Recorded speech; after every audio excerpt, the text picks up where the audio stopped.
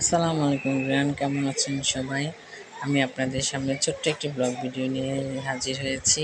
আমি আজ বিকেলে মা, আমার ছেলে, মেয়েকে নিয়ে গিয়েছিলাম আরএফএল শোরুমে। ঢুকেই মা আর ছেলেকে দেখলাম হাতি, ঘোড়া এগুলো নিয়ে নাড়াচাড়া করছে।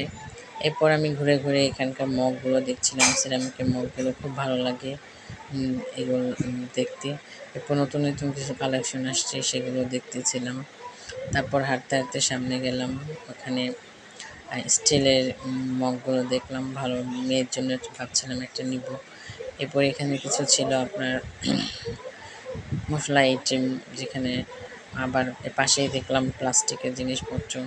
তো এগুলো আবার আমার মা দেখলো কোনটা নিবে না নিবে।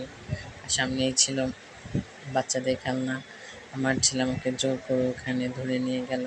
এখানে আছে জালির ঢাকনাগুলো, খুব ভালো লাগলো ঘুরে, ভালো দেখলাম। আমার মূল উদ্দেশ্য ছিল ছেলের জন্য একটা চেয়ার নিব। তো ছেলে নিয়ে গেল আমাকে ওখানে।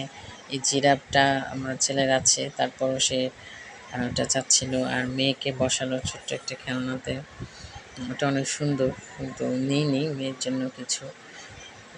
এই যে আমার মেয়ে, সবার জন্য দোয়া করবেন। আর শেষ পর্যন্ত নিয়ে আসলাম এই ঝুনঝুনি মেয়ের জন্য, আর ছেলের জন্য গরিলা।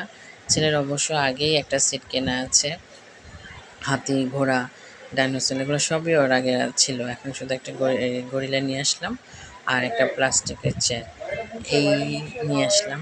সব আশা করছি আমার ব্লগটা আপনাদের ভালো লাগবে। ভালো থাকবেন সবাই, আল্লাহ হাফেজ।